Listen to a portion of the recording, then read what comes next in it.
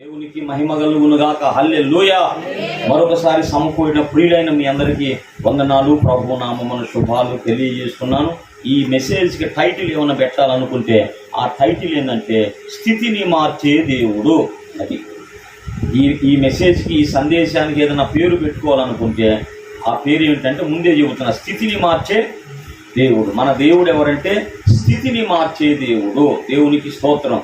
ఆ స్థితి మార్చుట కొరకే ప్రభు పరలోకం నుండి ఈ లోకానికి దిగొచ్చాడు. దేవునికి మహిమ కలుగునుగాక.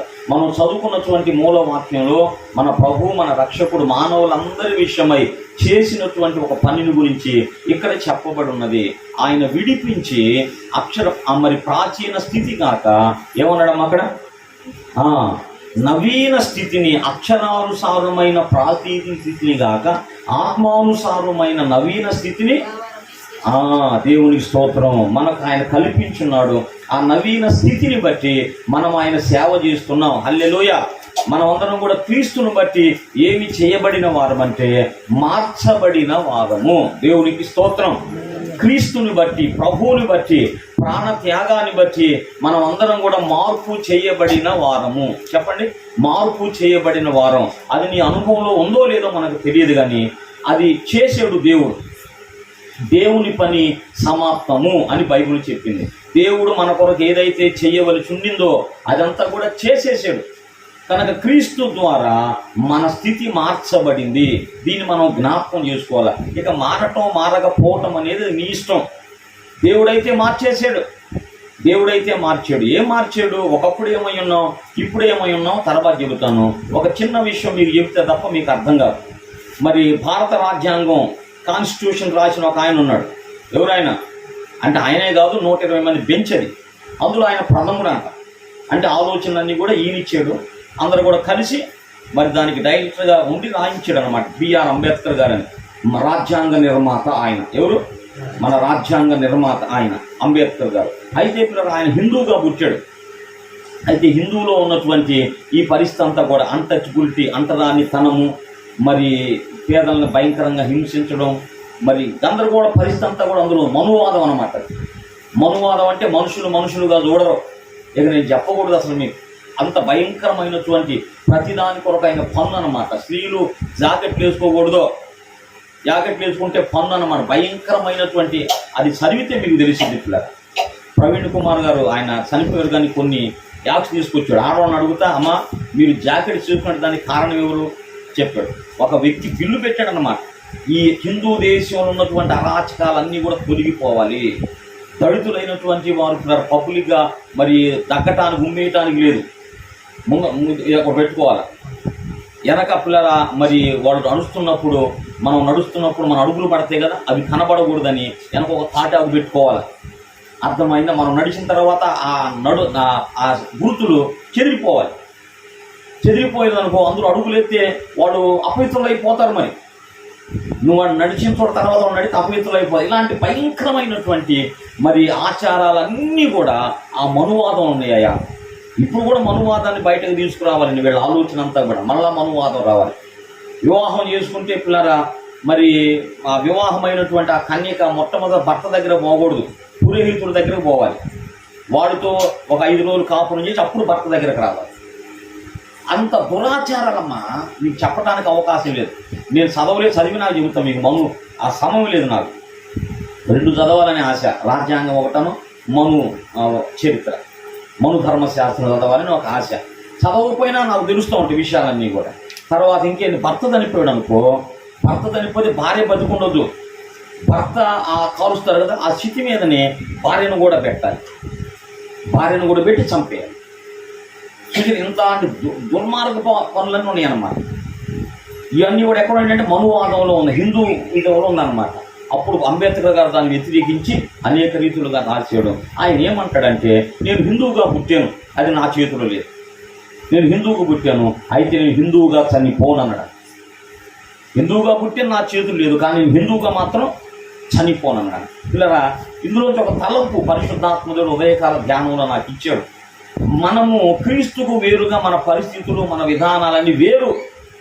అయితే క్రీస్తులో మనమందరం కూడా మార్చబడ్డాము.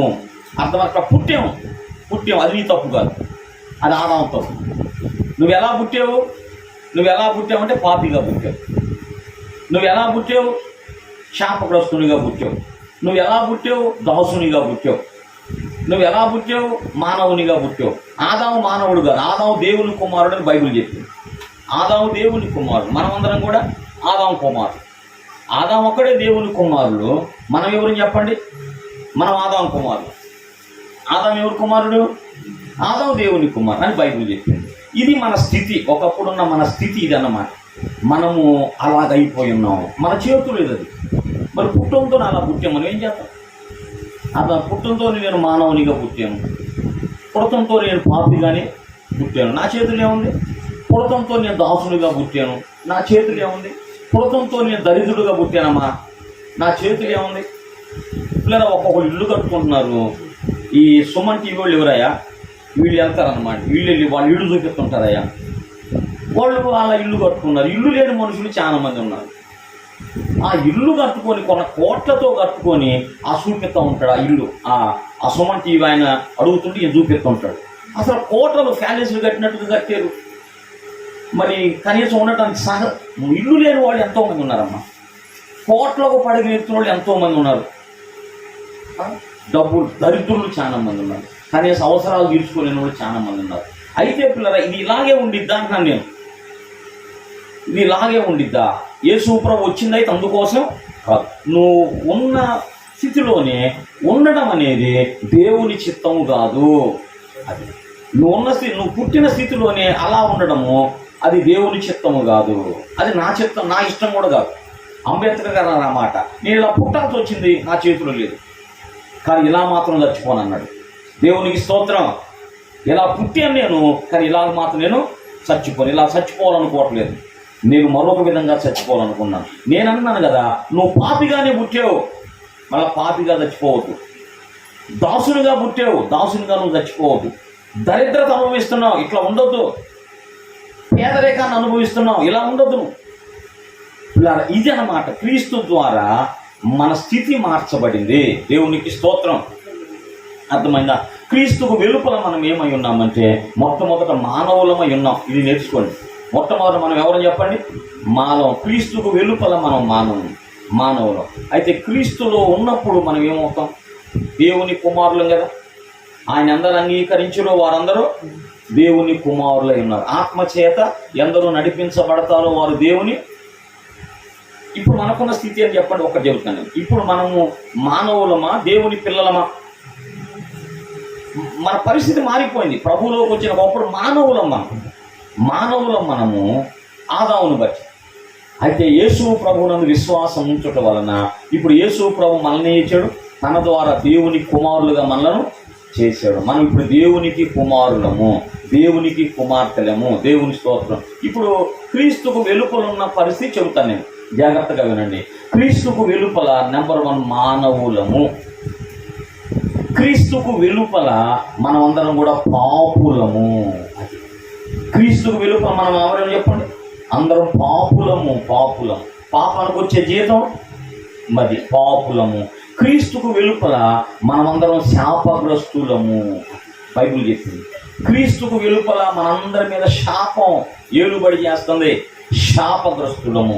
క్రీస్తుకు వెలుపల మనమందరం కూడా సర్వెంట్స్, దాసులము. యజమానులు కాదు మనం. పాపం చేయు ప్రతివాడు పాపానికి దాసుడు. మనమందరం కూడా దాసులమని బైబిల్. దాసులు. క్రీస్తుకు వెలుపల మనమందరం కూడా దరిద్రులము. అది క్రీస్తుకు వెలుపల మనం అందరం ఎవరు? దరిద్రత తాండవిస్తుంది, దరిద్రులు మనం. అది బైబిల్ చెప్పిన విషయం. క్రీస్తుకు వెలుపల మనం దరిద్రులము. తర్వాత క్రీస్తుకు వెలుపల మనమందరం కూడా బలహీనులము. ఏం చేయలేని వాళ్ళం. క్రీస్తుకు వెలుపల మనమందరం బలహీనులము. ఉన్న బైబిల్ రోమా 5లో ఉంది పిల్లరా, మనం బలహీనులమై ఉండగా అని ఉంది. ఏమై ఉన్నామంట? మనం బలహీనులమై ఉండగా. క్రీస్తుకు వెలుపల మనం బలహీనులము. క్రీస్తుకు వెలుపల మనమందరం అజ్ఞానులము. ఏ జ్ఞానం లేనోళ్ళం, ఏమీ తెలియనోళ్ళం అమ్మా. పిల్లలు వాళ్ళు ఏదో తెలుసు అనుకున్నారు, కానీ క్రీస్తుకు వెలుపల ఉన్న వాళ్ళకి ఏమీ తెలియదు. ఏమీ తెలియదు. ఇది మన స్టేటస్. ఇలా క్రీస్తుకు వెలుపల మనకున్న స్టేటస్ ఏంటి చెప్పండి? 5 చెప్పా. మన మానవులము, పాపులము, శాపగ్రస్తులం, దాసులము, దరిద్రులము, బలహీనము, అజ్ఞానం. ఇది మన పరిస్థితి. మన పరిస్థితి క్రీస్తు లేనప్పుడు మన పరిస్థితి అంతా ఇది. అయితే ఆశ్చర్యంగా నీ యొద్దకు సువార్త వచ్చింది, నా యొద్దకు సువార్త వచ్చింది. సువార్త అంటే యేసు ప్రభువుని గురించి విషయం. యేసు ప్రభువుని గురించి మనకు చెప్పారు. మన పెద్దలు ఎవరు చెప్పారు? ఎలా మనం తెలుసుకున్నాం కదా. యేసు ప్రభుని తెలుసుకోవటమే గొప్ప భాగ్యం. హల్లెలూయా. దేవుని వాక్యం చెప్పింది, అద్వితీయ సత్యదేవుడు అయిన నిన్నును నీవు పంపిన యేసు క్రీస్తును ఎరుగుటయే నిత్య జీవము. దేవునికి స్తోత్రం. కాబట్టి యేసు ప్రభువుని తెలుసుకోగలిగాం. అంతైనా యేసు ప్రభువు గురించి అంతా మనకు తెలియదు.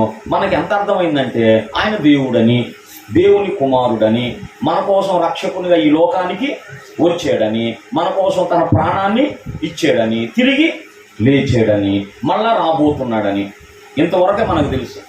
యేసు ప్రభువుని గురించి ఎంతమంది తెలుసమ్మా? ఎంతవరకు తెలుసు మనకి?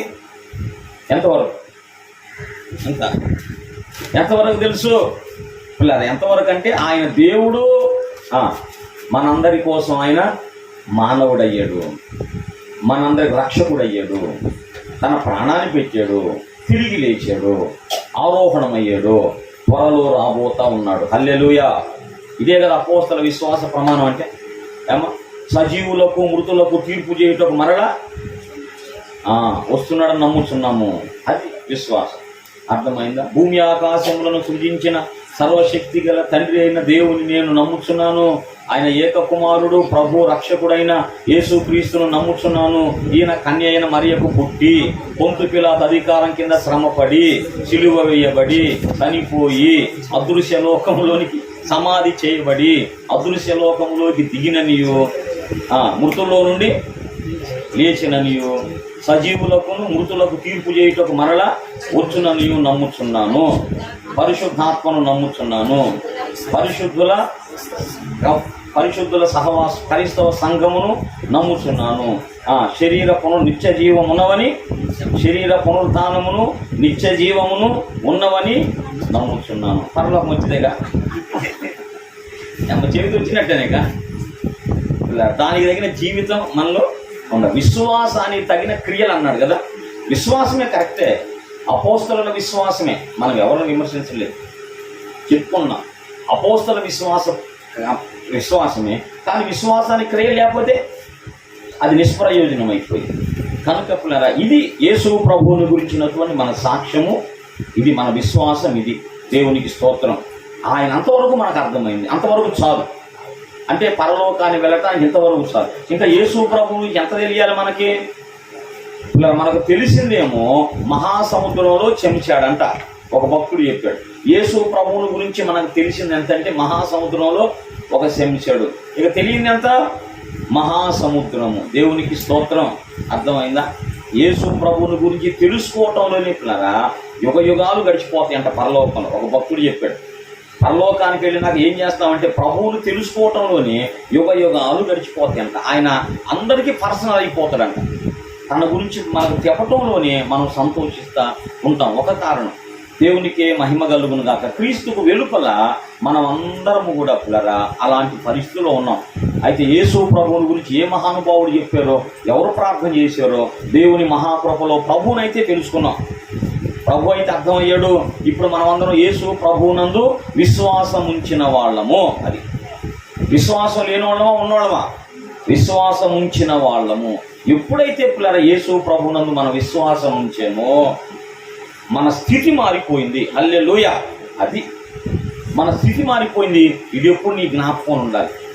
ప్రభు ఎందుకు వచ్చాడంటే నువ్వున్న ఆదాము స్థితి నుంచి మార్చి దైవికమైన స్థితిలోకి తీసుకురావటానికే యేసు ప్రభు వచ్చాడు. యేసు ప్రభు ఎందుకు వచ్చాడు?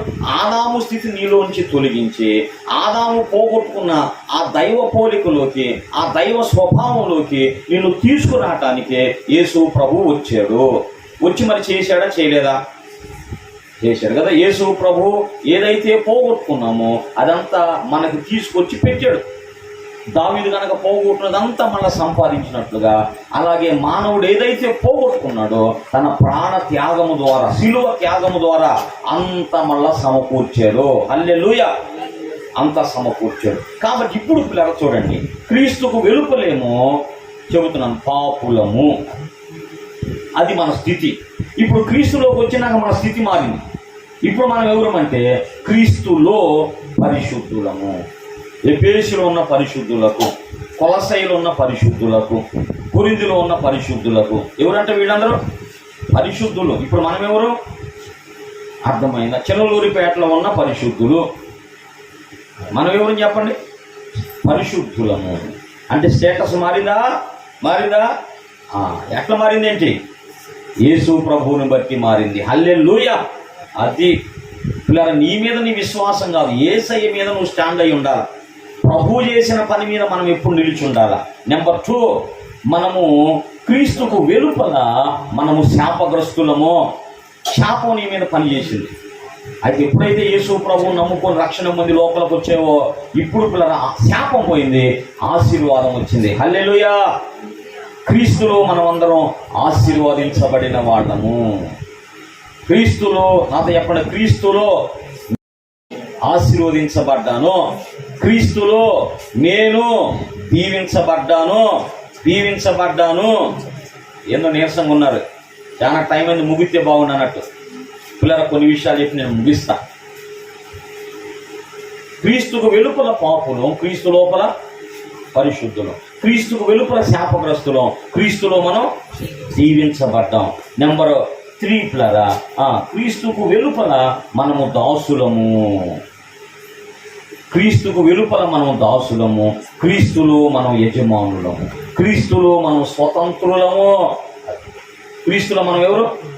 స్వతంత్రులము. ఆయన మనల్ని స్వతంత్రులుగా చేశాడు. అర్థమైందా? సత్యం మిమ్ములను స్వతంత్రులుగా చేయను. యేసయ్య మనల్ని ఈ స్వాతంత్ర్యం నీకు అనుగ్రహించి క్రీస్తు మిమ్ములను స్వతంత్రులుగా చేశాడా లేదా? ఇప్పుడు నువ్వు దాసురాలువా, స్వతంత్రుడువా? నువ్వు దాసుడువా, యజమానునివా? యజమానురాలిగా యేసయ్య చేశాడు. దేవునికి స్తోత్రం కలుగును గాక. లారా, హాగరుతో దూతనిది కదా, నీ యజమానురాలి చేతి కింద అడిగుండు అంది. హాగరుకు శారం ఎవరంట? యజమానుడు. కాబట్టి మనం యజమానులుగా యేసయ్య చేశాడు. మనం ఇది ఇలా ఆలోచించాలి.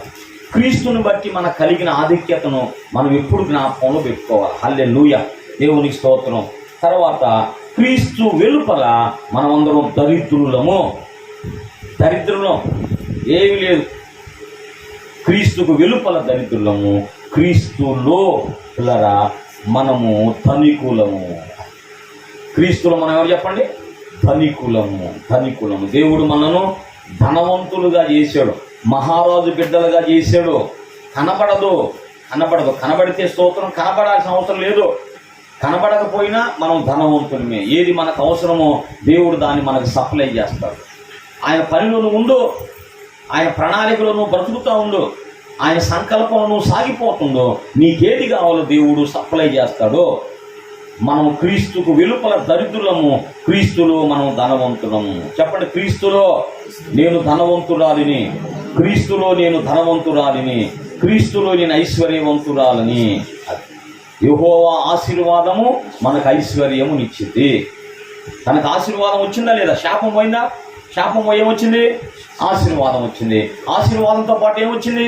ఐశ్వర్యం వచ్చింది. అవును కదా? శాపం పోతే ఆశీర్వాదం వచ్చింది. ఆశీర్వాదం ఏమిచ్చిందంట? ఐశ్వర్యాన్ని ఇచ్చింది. ప్రార్థన చేయి, ప్రభువా సహాయం చేయి. అడగటమే పిల్లలు. ఇక యేసయ్య దగ్గర మనం అడగటమే ఏమీ లేదు. ఉన్నదంతా ఎక్కడుంది? యేసు ప్రభువులోనే ఉంది. దరిద్రత పోయింది, ధనం వచ్చేసింది. పిల్లరా, క్రీస్తులో మనము ధనవంతులం. బైబుల్ పిల్లరా వచనాలు చూపించడానికి సమయం లేదు. పలుమార్లు కూడా మమ్మలను విడిచి మీరు ఐశ్వర్యవంతులైతిరి కదా అంటాడు. అర్థమైందా? మీరు ఐశ్వర్యవంతులు అవటం మాకు ఇష్టమే అంటాడు. కనుక మనం క్రీస్తులో మనం ఏమయ్యాం? ఐశ్వర్యవంతులమయ్యాం. పిల్లల 60 పిల్లరా ధనవంత ఎక్కడికి వచ్చిందంట? జనముల ఐశ్వర్యం సముద్ర వ్యాపారము నీ వైపు త్రిప్పబడును. సముద్ర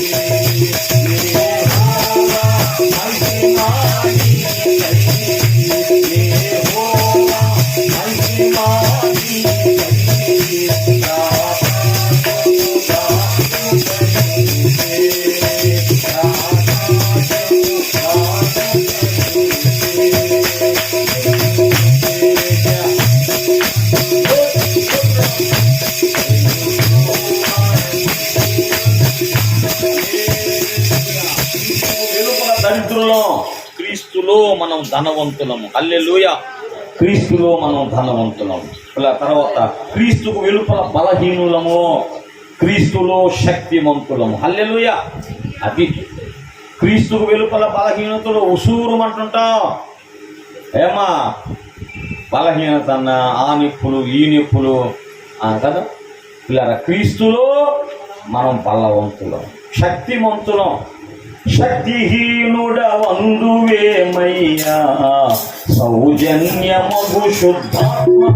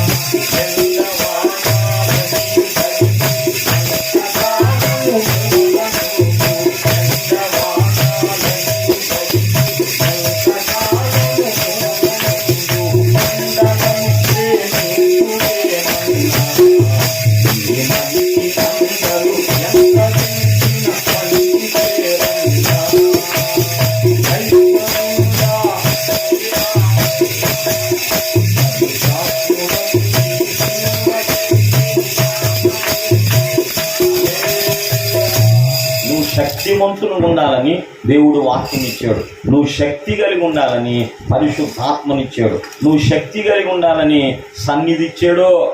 అది నీ సన్నిధిలో ఉన్నవారు ఎవరు కూడా బలహీనులుగా ఉండరు.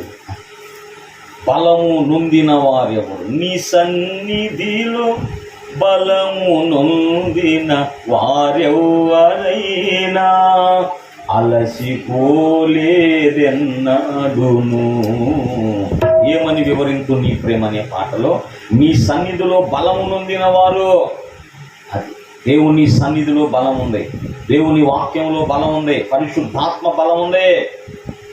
బలం ఎక్కడ? బలం నీ దగ్గర ఉంటే బలం నీదంటావేంటి? బలం పొందుకో, బలం పొందుకో. బలము పోనుకొని పని జరిగించన్నాడు దావీదు తన కుమారుడైన సొలొమోను. ఇలాగా క్రీస్తుకు వెలుపల బలహీనులము, క్రీస్తులో బలవంతులము. అది చెప్పే క్రీస్తుకు వెలుపల అజ్ఞానం ఏమి తెలియదు, ఏమి తెలియదు. క్రీస్తులో మనం జ్ఞానవంతులం. అది జ్ఞానవంతులు. జ్ఞానం పొందుకుంటాం. వాక్యం చదువు, జ్ఞానం వచ్చింది. వాక్యం విను, జ్ఞానం వచ్చింది. అజ్ఞానులుగా ఉండదు. అర్థమైందా? జ్ఞానము లేకుండా మంచిది కాదు అన్నాడు సామెతలు. అర్థమైందా? మంచిది కాదన్న దాని గురించి చెప్పి అవుతారు ఏడుబాళ్ళ కోట. నేను, షాలెం రాజు గారు, ఇంకా తమ్ముడు, ముగ్గురు స్పీకర్లు. మంచిది కాదు అని, మంచిది అనే దాని మీద కాదు, మంచిది ఏది కాదని దాని మీద చెప్పా. అన్నీ రాసుకున్నాడు అప్పుడు. అన్న భలే చెప్పుకున్నా, ఏది మంచిది కాదు, ఇది మంచిది కాదు, ఇది మంచిది కాదు. అర్థమైందా? మంచిది కాదు ఏదో. అందులో ఒకటేంటంటే, అంటే దాసునిగా ఉండుట మంచిది కాదు అంటాడు 1 కొరింథీ 10. దాసునిగా ఉండుట మంచిది. మిమ్మల్ని దాసులుగా ఉండటం దేవుడు కోరుకోవాలి. అది జ్ఞానం లేకుండుట ఎట్లా అట్లా రాసుకోవాలి, నోట్స్ పెట్టుకొని. మంచిది ఏమిటి, మంచిది కాదు ఏమిటి? కుమారులారా నేను విన్నది మంచిది అన్నాడు. ఎవరు అన్నారు? ఏలి తన కొడుకులు అన్నాడు. తర్వాత మంచిది కాదు లారా మీరు చేయనది మంచిది కాదు అంటే సోదరుల దగ్గరే వడ్డీని తీసుకుంటున్నారంట. వడ్డీని తీసుకొని ఇప్పుడు భయంకరంగా చేస్తున్నారు ఇశ్రాయేలు ప్రజలు. అప్పుడు నెహెమ్యా అన్నాడు కదా, మీరు చేయు పని మీ సోదరుల దగ్గర ఇలా చేయొచ్చా? మీ సాటివాడు మీకు దాసులై పని చేయొచ్చా అన్నాడు. కాబట్టి మంచిది కాదు, మంచిది అనేది అది మనం గమనించాలి. అంటే యేసు ప్రభు పుట్టి 8 దినాలు కదా, 8వ దినాన జన్మ అంటే పుట్టి అంటే ఆదివారం కావచ్చు, ఏ వారం అయినా కావచ్చు. పుట్టిన 8వ దినాన ప్రభువుని దేవాలయానికి సున్నతి కొరకు అది ఆ మాట అన్నమాట. అంటే ఒకవేళ యేసు ప్రభు ఆదివారం పుడితే మళ్ళీ ఆదివారం తీసుకున్నట్టు మనం అనుకోవచ్చు. అట్లా కాకపోతే దాని గురించి నేను ఆలోచిస్తున్నాను. 8వ దినము అంటే ఏంటి అంటే పుట్టిన 8వ దినము. ఇశ్రాయేలు ప్రతి శిశువుకి పుట్టిన 8వ దినాన ఆ కార్యక్రమాన్ని జరిగించాలి. అది అనే లేఖనం. పుట్టిన 8వ దినం అనేది ఒకటి. తర్వాత ఆదివారం పుడితే మళ్ళీ ఆదివారం కూడా 8వ దినం అయ్యింది అనేది మరొక తలంపు అన్నమాట. ఈ 2 తలంపులు కానీ నువ్వే తలంపులు ఉన్నా నాకు అది అర్థం కాల నిన్నటి నుంచి. అంటే 8వ దినం అంటే పుట్టిన 8వ దినం, తను పుట్టిన 8వ దినాన సున్నతి కార్యక్రమాన్ని జరిగించారని అది ఒక తలంపు. అదొక ఆలోచన, ఇదొక ఆలోచన. నేనన్న ఆలోచన అంటే సండే అయి ఉండొచ్చు అనేది ఒక తలంపు, నా తలంపు. సండే ఆదివారము శనివారం 7వ దినం అయితే ఆదివారం 8వ దినం అయితే లెక్కలోకి వచ్చి మళ్ళీ 8వ దినం అయితే దేవునికి స్తోత్రం. ఆ సమస్య అట్లా ఆలోచిస్తూ ఉన్నా రాత్రి అంతా కూడా. ఎందుకు నేను రాంగ్ ఏమన్నా అన్నానా, అదేమన్నా తేడా ఉంది అక్కడ అనేది ఆలోచిస్తూ ఉన్నా. దేవునికి స్తోత్రం. ఏదైనా పిల్లలు నేనేం చెబుతున్నాను, క్రీస్తుకు వెలుపల బలహీనులు, క్రీస్తులో అది క్రీస్తులో మనము శక్తిమంతులు. ఇంకా బలం ఏమో లేదన్న బాబు, నీరసంగా ఉంది అట్లా బాబు. అర్థమైందండి. ఎందుకు నీరసం? యేసు ప్రభుని బట్టి శక్తి తెచ్చుకొని మనం దేవుని కార్యాల కొరకు బలం పొందాలి.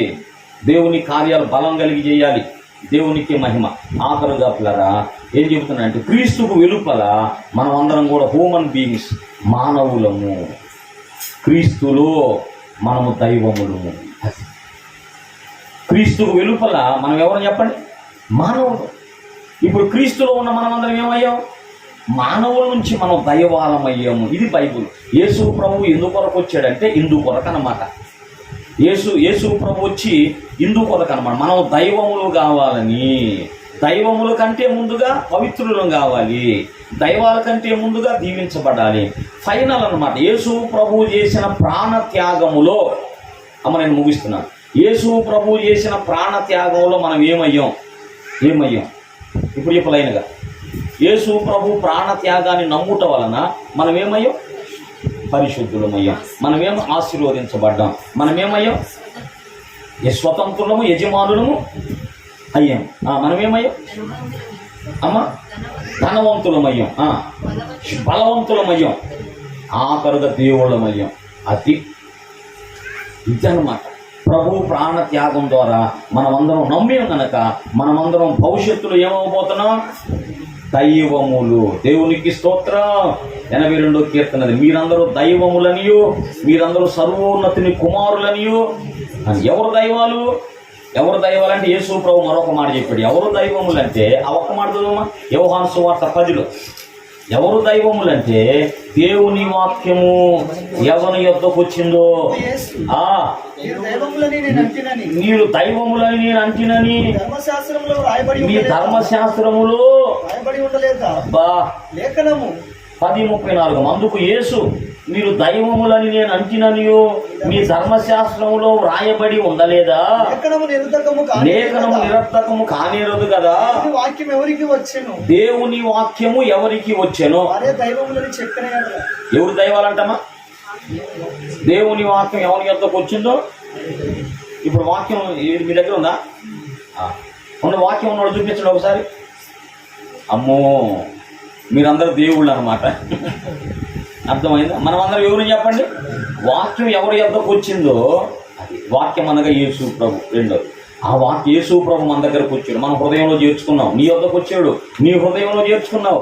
ఎవరైతే వచ్చిన వాక్యాన్ని హృదయంలో తీసుకున్నారో వాళ్ళందరూ ఎవరు? ఏమా, వాళ్ళందరూ దైవములు. కనుక యేసు ప్రభువులో మన స్థితి మారింది. ఇది మనం గ్రహించాలి. మారింది. అది నీకు కనపడదు కానీ నువ్వు నమ్మాలి దాన్ని. ప్రభువుని విశ్వసించినప్పుడు నేను టోటల్గా మార్చబడ్డాను, దాన్ని నేను స్వతంత్రించుకోవాలి. అది నీ అనుభవంలోకి రావాలంటే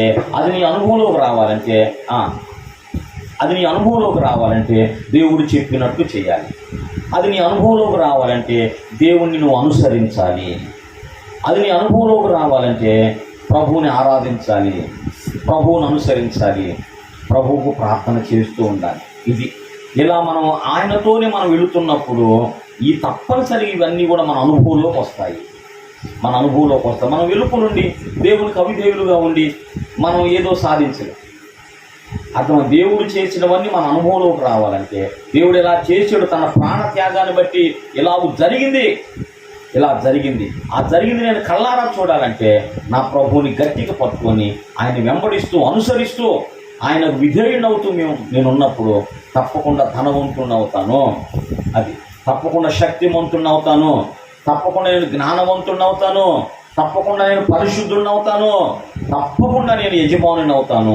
తప్పకుండా ఒక సమయాన నేను దేవుని వలె మరొక దేవుణ్ణి అవుతాను. అది యేసు ప్రభు ఉద్దేశం. అది ఆయన దేవుడు తనలాంటి వాడు అనేకులు చేసుకోవాలనుకున్నాడు. కాబట్టి మనం ప్రభువులో నిలుచుందాం కదా, ఈ వాగ్దానాలన్నీ కూడా స్వతంత్రించుకుందాం. అనుకోవట్లేదా మీరు? ఇలాగే ఉంటానా ప్రభు, ఈ జీవితం ఇలాగే పోవాల్సిందే? పేదగానే చచ్చిపోవాల్సిందేనా? దరిద్రుడిగానే చచ్చిపోవాల్సిందేనా? ఆయన బలహీనుడుగానే చచ్చిపోవాల్సిందేనా? లోకం ఇట్లా విడవాల్సిందేనా? లేకపోతే మార్పు పొంది అర్థమైందా నేను సరిపోబో, నేను మహిమలోకి వచ్చేటప్పుడు కల్లా నా స్థితి ఏమన్నా మారిద్దా? మారొద్దా? అంబేద్కర్ గారు అన్నాడు ఏమంటే, నేను ఇలా పుట్టాను, అది నా చేతులు లేదు, కానీ ఇలా మాత్రం ఉండను, నేను చచ్చిపోను, నేను మరొక విధంగా చచ్చిపోతాను అన్నాడు. ఇలా దాన్ని మనం అప్లై చేసుకోవాలి. నేను ఇలా పుట్టాను ఆదాముని బట్టి, కానీ ఇలా నేను ఉన్నాను. నేను మరో విధంగా మారటానికి నా ప్రభు అక్కడ ఉన్నాడు. నేను మరో విధంగా మారటానికి నా ప్రభు ప్రాణత్యాగం చేశాడు. ఆదాములాగా ఉండడం దేవుని చిత్తం కాదు. ఆదాములాగా పుట్టాను, ఆదాము స్వభావంతో, ఆదాము పోలికతో పుట్టాను, కానీ అలా నేను చచ్చిపోను. నేను చచ్చిపోను, క్రీస్తు వలె చచ్చిపోతాను. అది మనం హిందువుగా చచ్చిపోను, నేను మరొక విధంగా చచ్చిపోతానన్నాడు. అలాగే మనం కూడా ఈ స్థితి ఆదాముని బట్టి మనకు వచ్చిన, క్రీస్తుని బట్టి మనం మార్పు చెందుతాము. ఆదాముని బట్టి ఈ స్థితి మనకు వచ్చిన, క్రీస్తుని బట్టి మన స్థితి మార్చబడింది. ఈ టైటిల్ ఈ మెసేజ్కి స్థితి మార్చే. కనుక మనం నమ్మకంగా ప్రభు పాదాలు పట్టుకుందాం. ఆ రేంజ్లోకి రావాలి. అయ్యా ఒకప్పుడు ఆయన వీరు, ఇప్పుడు ఆయన వీరయ్యా, ఒకప్పుడు ఆయన వీరు, ఇప్పుడు ఆయన వీరు అన్న పేరులోకి రావద్దా? ఒకప్పుడు అలా ఉన్నాం, ఇప్పుడు అలా ఉన్నాం అంటే దాని విధానం ఏముంది? లేదు, మార్పు చెందాము, మారాము, ఎదిగాము, ఫలించాం, అభివృద్ధి పొందాం. ఒకప్పుడు గుడిసా, ఇప్పుడు మేడ. అది అంటే గర్విష్ఠుడు కావాలని కదా. ఇప్పుడు అబ్రహాము దీవించబడ్డాడు, గర్విష్ఠుడు అయ్యాడు. అయితే అంత యేసు ప్రభువుని బట్టి గొప్పవాళ్ళం కావాలి. మనం తప్పులు చేసి కాదు, యేసు ప్రభువుని బట్టి మనం గొప్పవాళ్ళం కావాలి. అలా యేసు ప్రభు ద్వారా కాకపోతే ఆశీర్వాదం మన కొత్తనే వద్దు. యేసు ప్రభు గొప్ప దేవుడు, మనం గొప్పవాళ్ళం అవ్వాలని దేవుడు ప్రాణం పెట్టాడు.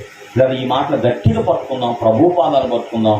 అయ్యా నేను దరిద్రుడిగా పిలువబడొద్దయ్యా ఈ లోకంలో. దేవా నేను పేదగా పిలువబడొద్దయ్యా, నేను పాపిగా పిలువబడొద్దయ్యా. నా స్థితి మార్చే దేవుడు అయ్యా. నన్ను పరిశుద్ధునిగా చేయయ్యా, నన్ను ధనవంతునిగా చేయయ్యా, నన్ను జ్ఞానవంతునిగా చేయి, నన్ను శక్తివంతునిగా చేయయ్యా. ఆ పేరులోనే ఉండడం అది నీకు అవమానం అయ్యా. ఆదాము ద్వారా వచ్చిన స్థితిలోనే ఉండడం దేవుని ఘనత. ఆదాము నుంచి వచ్చిన స్థితి మారినప్పుడే యేసయ్యకు ఘనత. ఆదాములో నేను దరిద్రునే, యేసయ్యా ఇప్పుడు నీ కృపలో నేను ధనవంతుడయ్యానయ్యా, అప్పుడు దేవునికి మహిమ. ఆదాములో పాపిని, అయ్యా నీ కృపలో నేను పరిశుద్ధుడయ్యానయ్యా, అప్పుడు దేవునికి ఘనత. ఆదాము స్థితిలోనే ఉంటే పిల్లరా దేవునికి మహిమ ఎక్కడుంది? అలా ఉండడం దేవుని చిత్తం కూడా కాదు. అట్లా ఉండొద్దయ్యా, నన్ను ఆశీర్వదించాయా అని మనం ప్రార్థన చేసుకుందాం. ప్రభువు మనకిచ్చినటువంటి ఆ ఆశీర్వాదంలో ఆ స్థితిలోకి ప్రభువు మార్చి మనకిచ్చిన ఆ స్థితిలోకి మనం వెళదాం. అక్షరానుసారమైన ప్రాచీన స్థితి గాక ఆత్మానుసారమైన నవీన స్థితి కలిగి మనం దేవునిలో కొనసాగుదాం. దేవుడి వాక్యము మనందరి కొరకు దీవించును గాక, మన హృదయాల్లో ఫలింపజేయును గాక. దేవుణ్ణి అనుసరిస్తూ ఆయన మనకు ఏర్పరిచిన స్థితిలోకి మనం వెళ్ళుదుము గాక.